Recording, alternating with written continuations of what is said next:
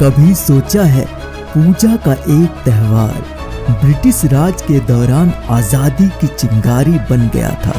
हाँ, हम बात कर रहे हैं वेस्ट बंगाल के दुर्गा पूजा की, जहां मां दुर्गा को सिर्फ देवी नहीं बल्कि भारत माता के रूप में देखा गया। पंडाल सिर्फ पूजा के लिए नहीं बल्कि सीक्रेट मीटिंग्स और ब्रिटिशर्स के खिलाफ रेजिस्टेंस का हिस्सा बने। आज यही दुर्गा पूजा सिर्फ एक रिलीजियस फेस्टिवल नहीं बल्कि वेस्ट बंगाल की इकोनॉमी का सबसे बड़ा फेस्टिवल इंडस्ट्रीज है।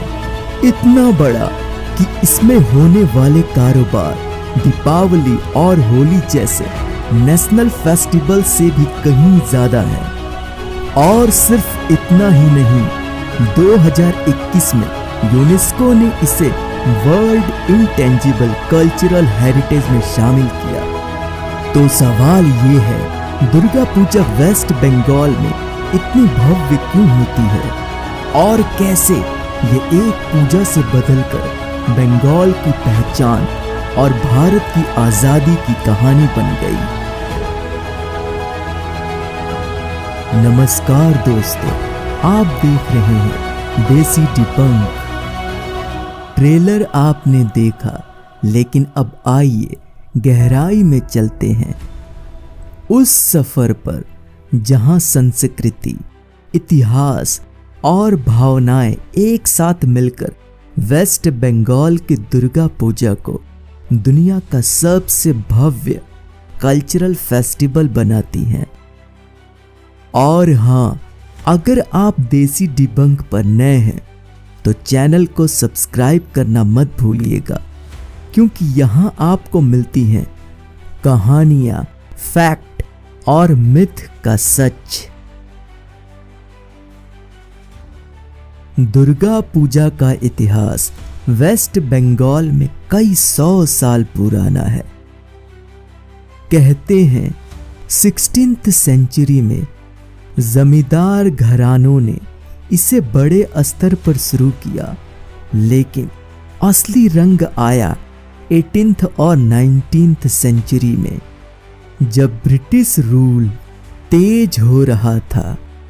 उस दौर में वेस्ट बंगाल के इंटेलेक्चुअल्स और रेवोल्यूशनरीज ने दुर्गा पूजा को एक मौका माना लोगों को जोड़ने का, ब्रिटिशर्स के खिलाफ यूनिटी बनाने का। दुर्गा को भारत माता की तरह वर्शिप करना उस समय का एक छुपा हुआ पॉलिटिकल मैसेज था। 19th सेंचुरी का बंगाल रेनेसा रविंद्रनाथ टैगोर, बंकिम चंद्र चटर्जी जैसे नामों से जुड़ा है। दुर्गा पूजा वेस्ट बंगाल में सिर्फ पूजा नहीं रही, ये कल्चरल रेवोल्यूशन बन गई।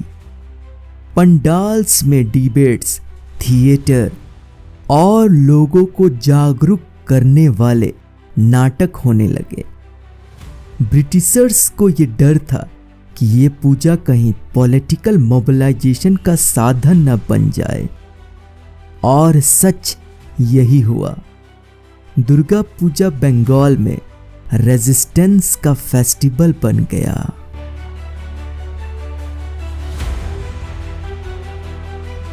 अब आते हैं उस चीज पर जिसकी वजह से दुनिया वेस्ट बंगाल की दुर्गा पूजा की दीवानी है, और वो है उसकी कला। कोलकाता की गलियां, पंडाल्स और मूर्तियां हर साल एक से बढ़कर एक थीम।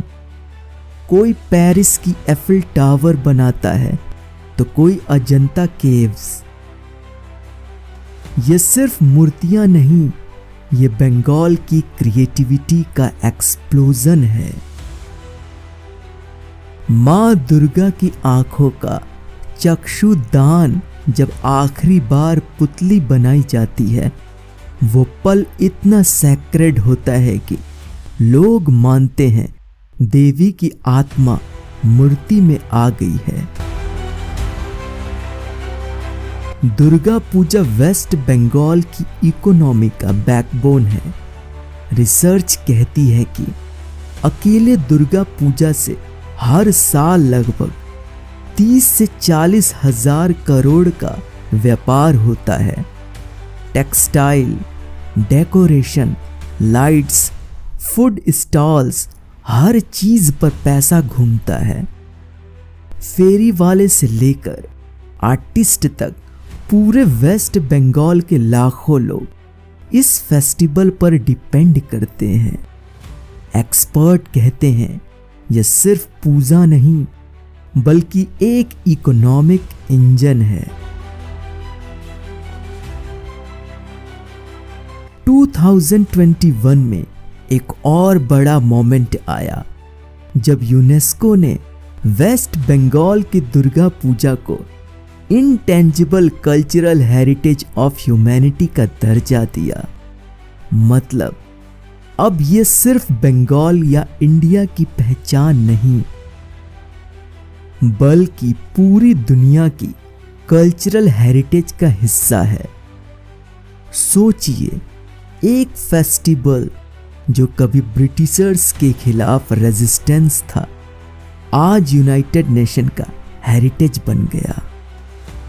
दुर्गा पूजा वेस्ट बंगाल में सिर्फ धर्म नहीं भावनाएं हैं।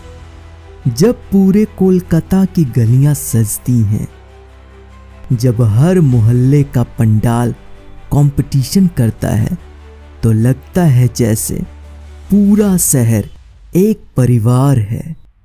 यह फेस्टिवल दिखाता है कि कल्चर सिर्फ पूजा नहीं, ये पॉलिटिक्स, इकोनॉमी, आर्ट और आइडेंटिटी सबको जोड़ देता है।